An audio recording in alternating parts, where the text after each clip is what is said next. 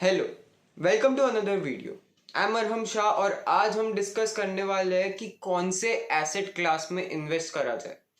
अब हमें ये पता है कि इन्वेस्ट करना कितना इम्पोर्टेंट है, बट कौन से एसेट क्लास में इन्वेस्ट करना है ये हमें नहीं पता। तो आज हम इस वीडियो में ये डिस्कस करने वाले हैं। अब एसेट क्लास कौन से है? Stock market, mutual fund, real estate, gold, bond, savings account, insurance policy और बहुत अलग अलग एसेट क्लासेस होते हैं। अब इसमें से कौन से एसेट क्लास में इन्वेस्ट करना है ये अगर आपको पता करना है तो ये वीडियो को एंड तक देखिए। लाला, ऐसा क्या है? हाथों की धूल आज है, कल नहीं। पर मैं ये धूल का स्टैच्यू बनाना चाहता हूँ जो कभी नहीं टूटता। चलिए, और टाइम वेस्ट ना करते हुए सीधा पॉइंट पे आता हूँ। अब हम डिफरेंट एसेट क्लासेस को एक एक करके समझेंगे, उनके एडवांटेजेस क्या है, डिसएडवांटेजेस क्या है, ये सब समझेंगे और फिर एक कंक्लूजन फॉर्म करेंगे कि कौन से एसेट फॉर्म में इन्वेस्ट करना है। सबसे पहले हम अपने माँ बाप की सबसे प्यारी, सबसे दिल के पास एफडी की बात करते हैं। 50 रुपया कट ओवर एक्टिंग के एफडी के एडवांटेजेस और डिसएडवांटेजेस क्या है? टॉकिंग अबाउट एडवांटेजेस फर्स्ट, सबसे पहला बहुत सिक्योर है कि तुम्हारा पैसा कभी डूबेगा नहीं, तुमने जो इन्वेस्ट किया है वो तुम्हें वापस मिलेगा। सेकेंड एडवांटेज, फिक्स्ड रिटर्न मिलता है। अब इससे ज्यादा एडवांटेजेस मेरे को दिखते नहीं। डिसएडवांटेजेस भी देख लेते हैं। डिसएडवांटेज ये है कि उसका जो रिटर्न है ना बहुत कम है compare to other asset classes. ठीक है, तो एफडी के रिटर्न्स अगर आज हम देखते हैं तो इट्स अराउंड प्रोबेबली 6-7 के आसपास।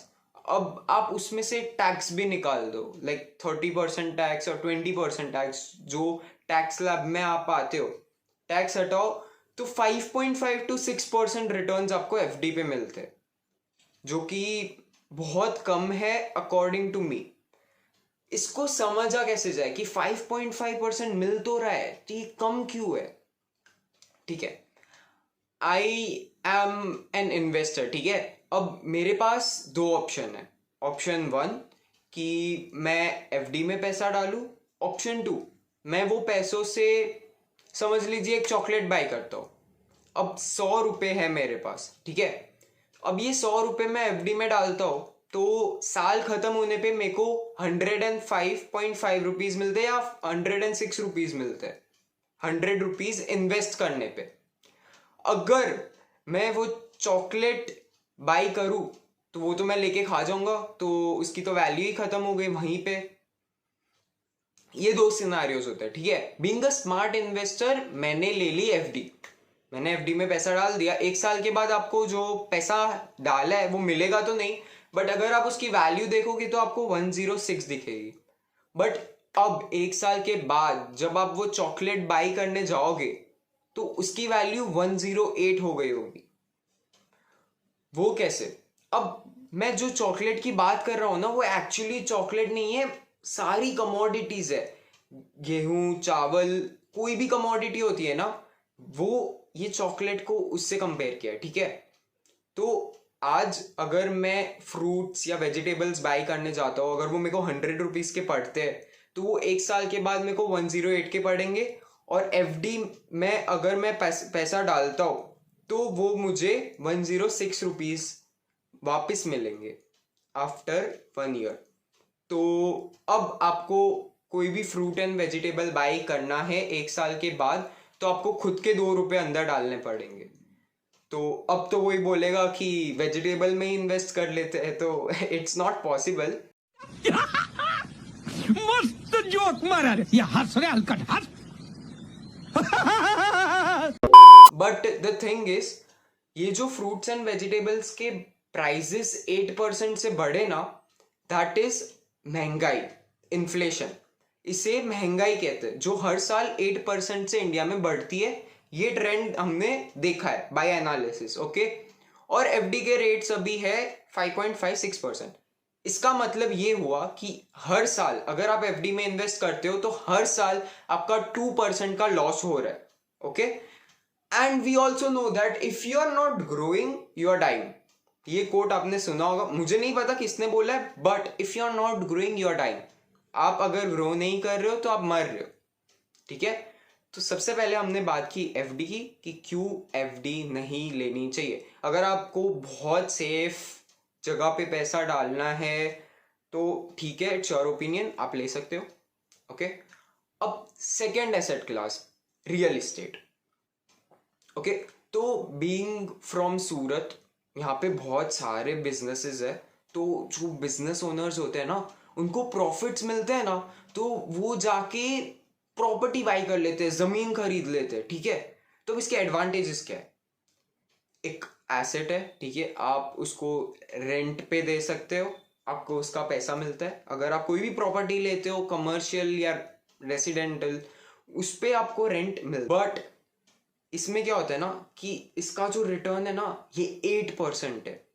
अगर आप इंडियन रियल इस्टेट के प्राइसेस देखोगे हर साल 8% से ग्रो करता है और आपकी महंगाई भी 8% से ग्रो करती है. तो ये तो अच्छा हो गया कि आपकी महंगाई के साथ रियल इस्टेट के प्राइसेस भी बढ़ रहे हैं, मतलब प्रॉपर्टी के प्राइसेस भी बढ़ रहे हैं, तो आपका तो लॉस नहीं हो रहा है. बट आप कमा भी तो कुछ नहीं रहे हो. Like if you are not growing you are dying, तो you are not growing here, right. तो अगर आप रियल इस्टेट में पैसा डालते हो तो 8% से ग्रो करेगा, बट आप ग्रो नहीं करोगे. आपका पैसा जो आपने इन्वेस्ट किया है वो ग्रो नहीं करेगा. तो अब रियल इस्टेट की भी बात कर ली, तो चलो आपने डाल भी दिया पैसा, तो इसका डिसएडवांटेज क्या हो गया कि आप रियल इस्टेट में जब पैसा डालते हो ना, तब क्या होता है ना कि जब आपको उसे बेचना होता है इमरजेंसी में, समझो मुझे बहुत इमरजेंसी है, मुझे पैसों की जरूरत है, अब मुझे बेचना है, तो आपने जो 8% का मुनाफा किया है ना ईयर ऑन ईयर, वो तो छोड़ो, आप उसे लॉस पे बेचोगे. कोई खरीदने को तैयार नहीं होता जब बेचने की बारी आती है. तो real estate as an asset बहुत कम लिक्विडिटी है. ठीक है, खरीदने वाले जल्दी नहीं मिलते, और मिल भी गए तो आपके प्राइस पे खरीदने वाला जल्दी नहीं मिलता. ठीक है, तो अब रियल इस्टेट की बात कर ली हमने कि रियल इस्टेट में क्यों इन्वेस्ट नहीं करना चाहिए. आपको घर लेना है, that's a different topic all together. But अगर आपको इन्वेस्ट करने के लिए चाहिए रियल इस्टेट तो क्यों नहीं लेना चाहिए. अब लोग बोलते कि हमें इस पे से रेंट मिलता है, लाइक हमको इनकम भी आ रही है, पैसिव इनकम आ रही है रियल इस्टेट में, वैलिड.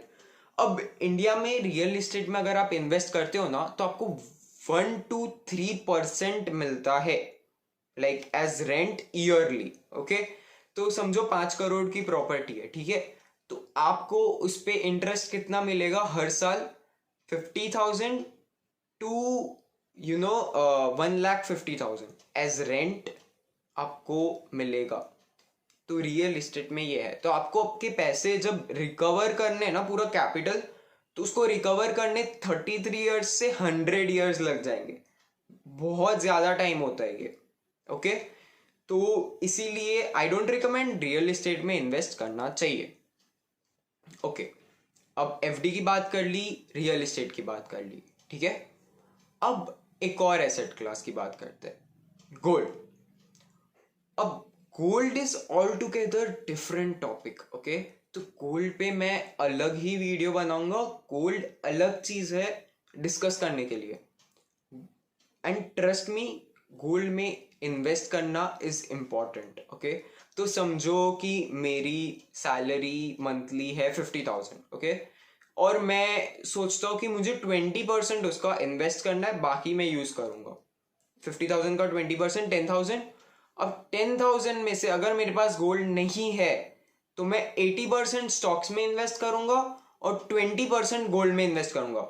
मतलब 8,000 रुपये 10,000 में से मैं स्टॉक्स में डालूंगा और 2,000 रुपये मैं गोल्ड में डालूंगा. ठीक है, और इफ यू वांट मैं गोल्ड पे अलग से वीडियो बना सकता हूँ. Comment if you want that video. Okay, अब हमने बात की एफडी की, रियल इस्टेट की और गोल्ड की. वैसे ही insurance policy is a different topic. उसके बारे में बात करना इज अ डिफरेंट टॉपिक. इस पे भी अलग वीडियो बन सकता है एंड बहुत डिटेल्ड वीडियो बन सकता है. मैं आपको अगर इंश्योरेंस को शॉर्ट में समझाऊं ना, तो समझ लो लाइफ इंश्योरेंस की बात करते हैं, ठीक है. तो लाइफ इंश्योरेंस किसके लिए ज़रूरी है? अगर आपकी फैमिली में आप अकेले कमाने वाले हो और आपके कमाने से आपकी फैमिली की फाइनेंशियल कंडीशन पे इम्पैक्ट पड़ता है, तो आपका लाइफ इंश्योरेंस लेना इम्पोर्टेंट है मेरे हिसाब से. ओके, तो इसमें क्या होता है ना कि अगर आप कल को मर गए, मतलब भगवान करे ऐसा ना हो, बट अगर कल आप मर गए तो क्या आपकी फैमिली को फाइनेंशियली फर्क पड़ेगा? अगर हाँ, तो इंश्योरेंस लेना इज इम्पोर्टेंट. अगर आपकी फाइनेंशियल कंडीशन से फर्क नहीं, मतलब आपकी फैमिली की फाइनेंशियल कंडीशन से फर्क नहीं पड़ता है, शिट क्या बोल रहा हूँ, हक दिया. मतलब अगर आपके मरने से आपकी फैमिली को फाइनेंशियली फर्क नहीं पड़ता है, तो आपका इंश्योरेंस तब तक नहीं लेना चाहिए. अब 4 एसेट्स की बात कर ली. अब आते हैं डिबेंचर पे, बॉन्ड. मतलब it's just like FD, but ये स्टॉक जैसा होता है जो आपको फिक्स्ड रिटर्न देता है और कुछ सालों के बाद आपको आपके पैसे वापस भी मिल जाते हैं, ठीक है. ये ज़्यादातर आरबीआई भी करता है और बड़े जो कंपनीज होती है वो भी इश्यू करती है. इस पे भी 8.5, 9, 10% जितना मिलता है. कुछ स्टेट्स भी इन बॉन्ड्स इश्यू करते हैं जिसपे आपको 10% तक का रिटर्न मिल सकता है, but it is 2% more than inflation, जो अच्छी बात है बट इतना ज्यादा नहीं है, ठीक है. तो I would not recommend, but जैसे जैसे आपकी एज बढ़ती जाती है ना, तो आपकी रिस्क टेकिंग एबिलिटी कम होती जाती है. तो वैसे वैसे आपको स्टॉक्स में से धीरे धीरे निकल के डिबेंचर्स में जाना रिकमेंड कर सकता हूँ, बिकॉज रिस्क टेकिंग एबिलिटी सबकी अलग होती है. मैं शायद बहुत ज़्यादा रिस्क लूँ, तो मैं शायद डिबेंचर्स ना लूँ. आप ले सकते हो depending on your risk appetite. Okay, तो अब हमने बात कर ली FD, real estate, gold, insurance और 2,000 years later. और डिबेंचर. ओके, ये 5 एसेट क्लासेस की मेजर बात कर ली. और होता है सेविंग अकाउंट, वो भी एफडी जैसे ही, बट आपको कम रिटर्न्स मिलते हैं इन्फ्लेशन से कम, तो आपका पैसा मतलब डूब ही रहा होता है नेट नेट. तो सेविंग्स अकाउंट में भी सेम हाल है मेरे हिसाब से. ये सब चीज़ों की हमने अब बात कर ली. अब मेजर चीज़ है म्यूचुअल फंड और स्टॉक मार्केट. ये 2 एसेट क्लासेस की हमने बात नहीं की है. मैंने जानबूझ के इसको लास्ट में रखा था कि मैं उसको अच्छे से समझा पाऊँ कि why these both are important. Talking about mutual fund first. Okay, mutual fund क्या है? Mutual fund is something like, समझो कि आपको पैसा मैनेज करना नहीं आता है. आपने किसी को पैसा दे दिया जो स्टॉक मार्केट में इन्वेस्ट करना जानता है. समझो कि आप मुझे आके पैसे देते हो कि ये लो, आप पैसे रखो, आप स्टॉक्स में अपने हिसाब से इन्वेस्ट करना. वैसे ही बड़े बड़े फंड मैनेजर्स होते हैं जो म्यूचुअल फंड को मैनेज करते हैं. अब वो पैसा लगाते हैं, ठीक है. वो समझो मेरे जैसे ही बहुत सारे लोग फंड मैनेजर्स के पास जाते हैं, अपना पैसा देते हैं, म्यूचुअल फंड का यूनिट लेते हैं. अब उसमें सारे स्टॉक्स आ गए जो म्यूचुअल फंड में एग्जिस्ट करते हैं, ठीक है. तो वो म्यूचुअल फंड होता है. If you see mutual fund का रिटर्न, इट्स अराउंड 15%. अगर हाई रिस्क देखते हो, अलग अलग म्यूचुअल फंड के अलग अलग रिटर्न्स होते हैं. ये आप कर सकते हो जब तक आपको स्टॉक मार्केट के बारे में नॉलेज नहीं है, ठीक है. आपको अगर नॉलेज नहीं है, यू टेक म्यूचुअल फंड्स. इसमें अलग अलग टाइप्स के म्यूचुअल फंड आते हैं और इसमें भी आप डायरेक्ट म्यूचुअल फंड लेना, इनडायरेक्ट मत लेना, किसी के थ्रू मत करना. इसमें कमीशन ज़्यादा मिलता है, जो जिसके थ्रू आप करते हो उसको कमीशन जाता है. तो इसमें डायरेक्ट म्यूचुअल फंड लेना. इस पे भी मैं अलग से वीडियो बनाऊंगा. अब इन दी एंड बात करते हैं स्टॉक मार्केट की. Y stock market? अगर आपने मेरा पहला वीडियो देखा है, rolling Nifty rolling return analysis, Nifty valuation, उसमें आपको पता चलेगा निफ्टी एज एन इंडेक्स हर साल 13% से ग्रो करता है।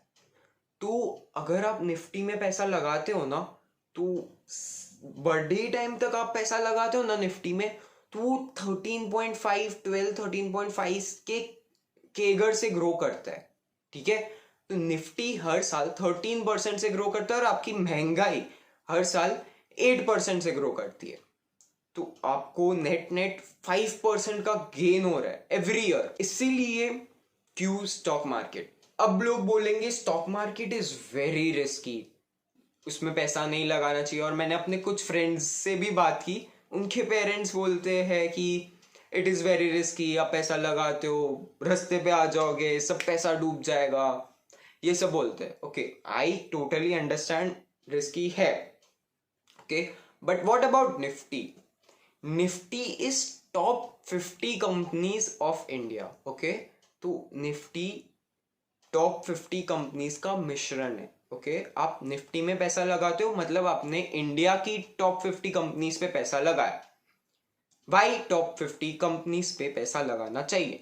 ठीक है, अब टॉप 50 कंपनीज होती है ना, वो इंडिया के जीडीपी में कंट्रीब्यूट करती है, बहुत ज्यादा कंट्रीब्यूट करती है इंडिया के जीडीपी में, बहुत ज्यादा टैक्स भरती है टॉप 50 कंपनीज, क्योंकि उनका सेल्स प्रॉफिट ज्यादा होता है।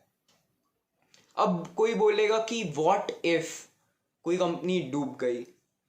अब इसमें क्या होगा ना कि ऐसा तो है नहीं 4 5 10 कंपनी डूब गई निफ्टी में से, एक कंपनी डूब सकती है। चलो आपने बोला, मैंने मान लिया, एक कंपनी डूब गई। 100 डिवाइड बाय 50 कंपनीज, तो हर कंपनी को 2% वेटेज आएगा निफ्टी में। तो एक कंपनी डूब भी गई ना, तो आपका 2% का कैपिटल लॉस होगा। बट बाकी कंपनीज भी तो ग्रो कर रही है, तो आप उस साल कम कमाओगे बट आप कमाओगे। तो निफ्टी ईयर ऑन ईयर 13% से ग्रो करता है, 5% आपको अबाउ महंगाई इन्फ्लेशन मिलता है, विच इज गुड। तो इसीलिए स्टॉक मार्केट में इन्वेस्ट करना चाहिए। अब मैंने तो बात कर ली लार्ज कंपनीज की, निफ्टी इज टॉप 50 कंपनीज और large cap companies are top 100 companies. मैंने लार्ज कंपनीज में पैसा डालने को बोला है, निफ्टी इज दैट। अगर आप मिड कैप और स्मॉल कैप में जाते हो तो रिस्क बढ़ता है फॉर श्योर, बट रिटर्न्स भी बढ़ जाते हैं। अगर आपका एनालिसिस सही है तो आपको रिटर्न्स भी ज्यादा मिलेंगे। अब इसमें आपको स्टार्टिंग में निफ्टी में पैसा डालो या लार्ज कंपनीज में पैसा डालो और धीरे धीरे start learning about markets. we will learn about markets together। मैं अपनी वीडियोस अपलोड करूंगा, हम सीखेंगे about basics of stock markets. Okay, तो हम सीखेंगे कि क्या है ये stock market, will learn about markets. Okay, तो इसमें हम स्टार्टिंग में कुछ सालों के लिए टॉप कंपनीज में पैसा डालेंगे और धीरे धीरे as we learn about markets हम मिड कैप और स्मॉल कैप में भी इन्वेस्ट करेंगे। This is how you make money into stock market. नई नॉलेज है तो म्यूचुअल फंड और निफ्टी में पैसा डालो और साथ में कुछ अमाउंट ऑफ गोल्ड भी रखो। ओके, आई होप आपको ये वीडियो अच्छा लगा हो। If you like this video please like this video, it gives me motivation. Subscribe to my channel, comment your opinion कि क्या वीडियो बनाओ ये बता दो। I will reply to your comments and share this video to maximum number of people so I reach more people और हम अपनी community को बढ़ा पाए and more people learn more about finance. Thank you.